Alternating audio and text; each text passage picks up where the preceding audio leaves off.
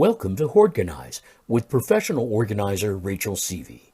Every Sunday at 6 p.m., Rachel shares her expertise and compassionate approach to help you deal with overwhelming clutter. Rachel? Hey, collectors! Welcome to the Hoardganize Podcast. I'm your host, professional organizer Rachel Seavey, and this is the long-awaited Ask Me Anything about the worst thing I have ever seen on the job. This, if you remember, is an episode that I recorded previously, and I told you guys about it, but I actually never published it because I thought it was a tad too dark. So, what is the worst thing that I've ever seen on the job? That's a question I get asked a lot. I was asked this on the Showtime Lady Brain podcast, and I had a very classy answer. You know, I've been asked this question a lot of times, and I really don't like to exploit people in this situation. I have people that are just plain curious asking me this question. So I want to answer it for you. What is the worst thing that I have ever seen on the job? Well, growing up in Berkeley, there was this naked man with a milk jug in his hand. Yes. And he used to chase the bus that I would take to school. So, when you ask me this question, I wonder if maybe just a tad bit before I got into the business, I was a little bit skewed. I had some really weird things that have gone on in my life. So, the idea of worst, quote unquote, might be a little bit different than your worst. I've seen a lot of strange / bad / interesting things. So I work with a bunch of amazing professional organizers in the area. And I have been told that I describe jobs as not too bad or pretty easy or straightforward. And then they get there and they're like, oh my gosh, this is the worst thing I've ever seen. So what I'm getting to is I've just seen a lot of bad things, and I really don't tend to judge people on what they do with their personal lives. I try and just focus on the clutter than people's actual behaviors or mental health. I mean, I'm not a therapist. I am just a professional organizer. So I'm really good at tackling the clutter. And I really do adore 99% of my clients and respect them for reaching out for my help. That's super hard for people to do. I I've had clients that were on heroin, methamphetamine, crack.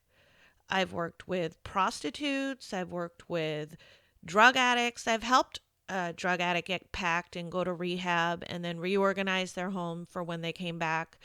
And I've helped homes get cleared and worked with Child Protective Services so that children can go back to their parents and live in that safer home once again.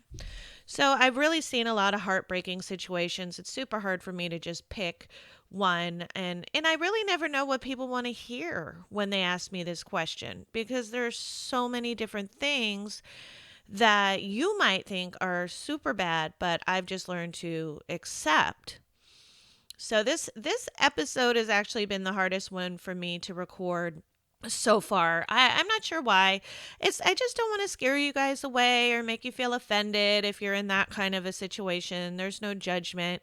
And I also don't want people to have a stomach ache or be like, oh my gosh, I'm turning this off. You know, I don't want to be too explicit.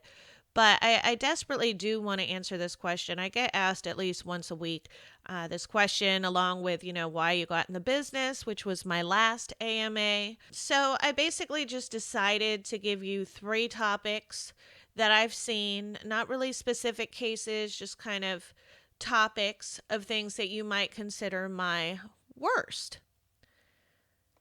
I'll start with poop. I see a lot of poop. Human poop, cat poop, dog poop, rat poop, fruit fly poop, cockroach poop, big poops, little poops. I've seen all sorts of different people resort to the 5-gallon bucket. I've seen people poop in their beds, and they've done this for so long that it's almost like a little sinkhole in the middle of their mattress, and they're just soaking in it like a hot tub. I've seen, individuals where there were multiple cats, multiple dogs, and the people were all just basically free for all pooping in the house, just layers and layers of decades of poop. And so I've seen a lot of poop. I guess that would be, if that's the answer that you're looking for, anyone that's living in their own feces or living in their own squalor, whether they enjoy it or not, that's a really hard situation to absorb and to take in. I mean, I'm a tough cookie, but that's even hard for me to see somebody living like that. And as you know, I do work with people that suffer from Diogenes syndrome, and some people are so just accustomed to living like that that changing is hard for them. So I do understand that a lot of people are in some severe situations, and yes, poop is everywhere, and sometimes it's all of the poops I've listed in the same house. And that's very common. I mean, if you've got pets and you've got bad plumbing and you've got a rat infestation or a cockroach infestation, I mean, it's pretty much just everything there is pooping, inside of that dwelling. And, I mean, aside from seeing people live like that, it's just the smell. If you're like into the microbiology about it, I mean, just the contamination and the that kind of situation, worrying about what's actually in the air or on stuff. Yeah, so if you really want to know, I mean, like the gross stuff, yeah, I deal with a lot of poop and I've gotten really good at it. Second topic, which is less, I don't know, gross in that fact, falls under animal and kids. And, animal and kids don't usually get to choose the environment that they live in. And I see a lot of animals and kids living in extreme clutter.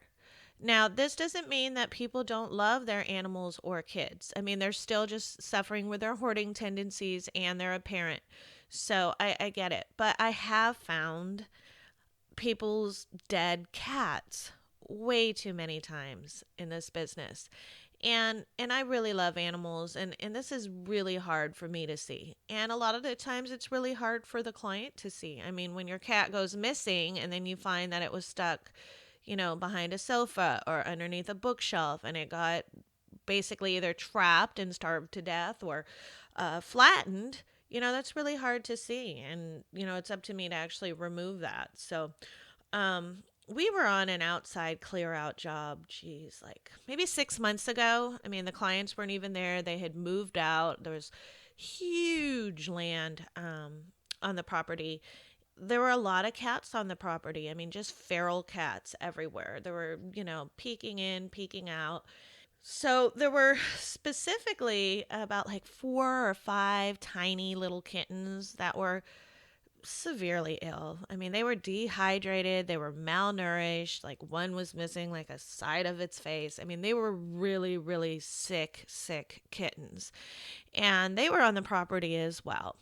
And these people, like I said, they have already left. They moved out, and the home was actually getting ready to be torn down. So we were just cleaning up the debris that needed to be removed in the back.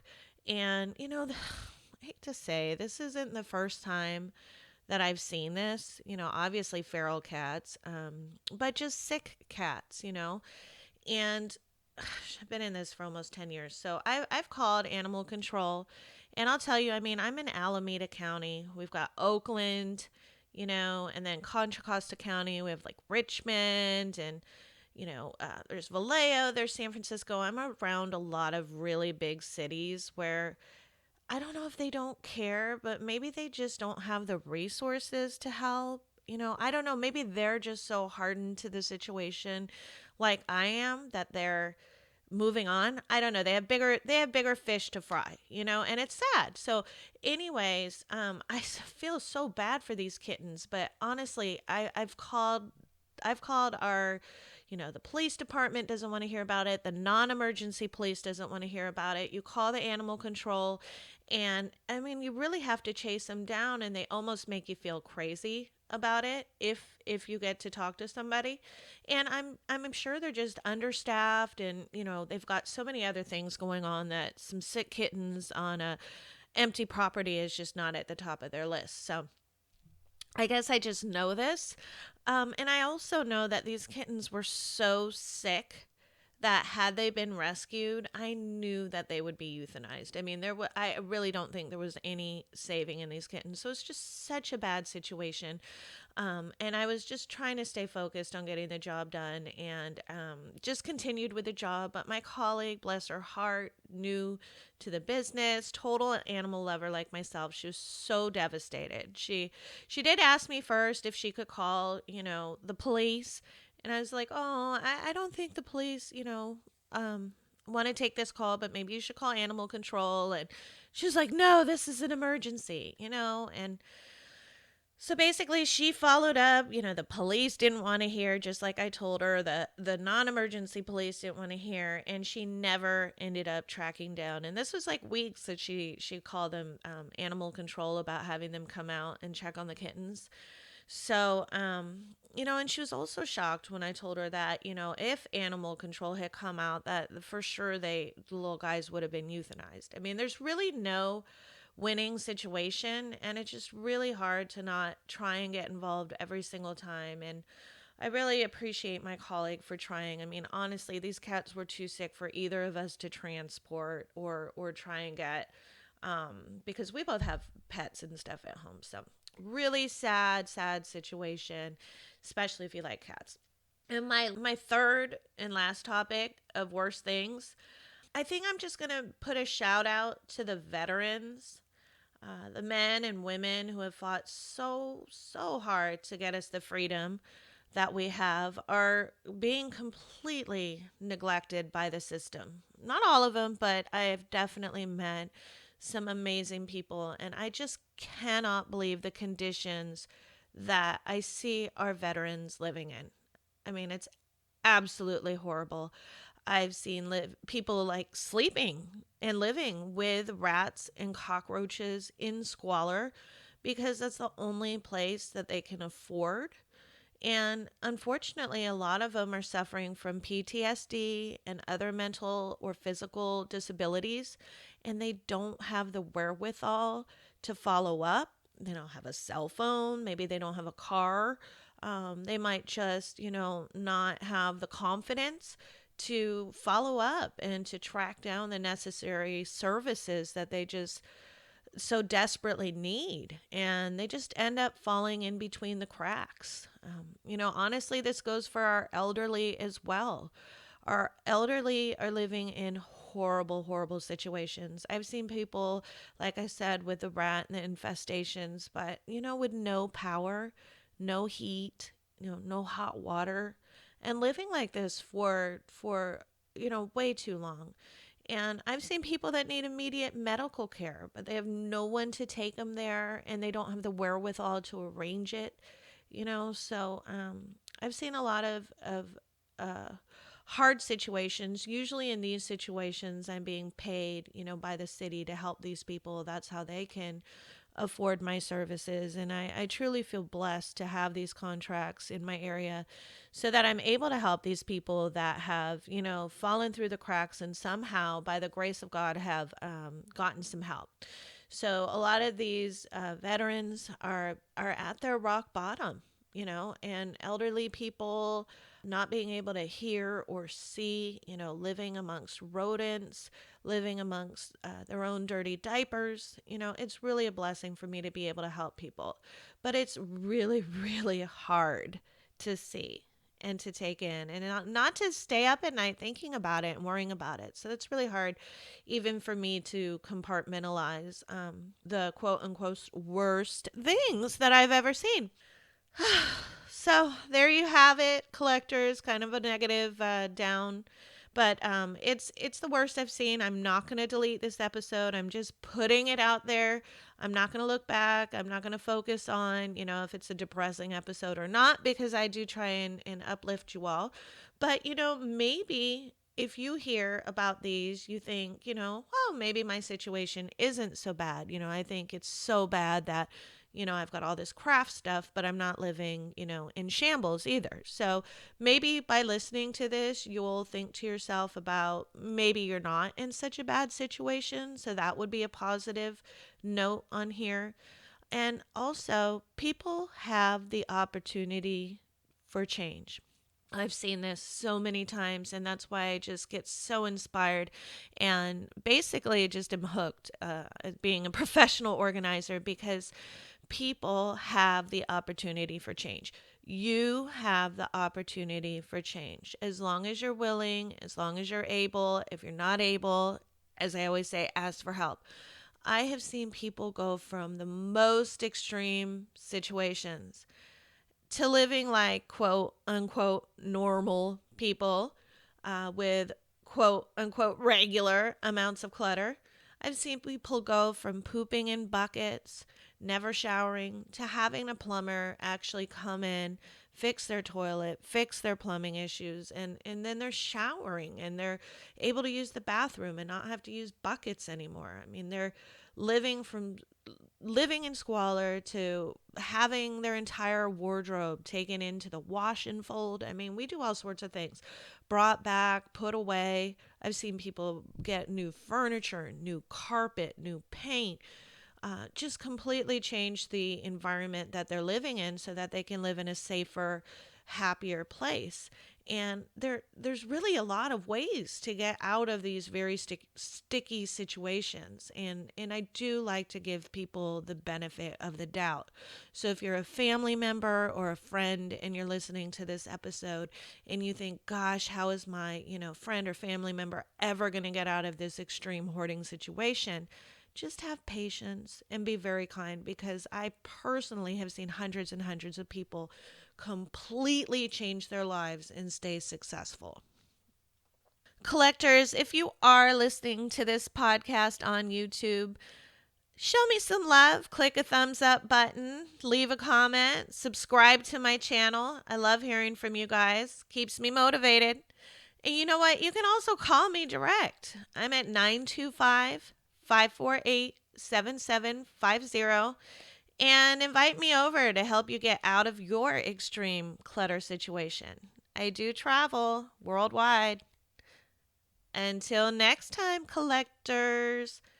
And remember, happiness is a place between too little and too much.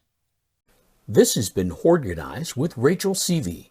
New episodes are available every Sunday at 6 p.m. and also on the Collector Care YouTube channel. Download Rachel's Affirmations for Collectors on iTunes or Amazon.com, or sign up for Rachel's blog at collectorcare.com and receive 7 tips for clutter-free living. Thanks for listening.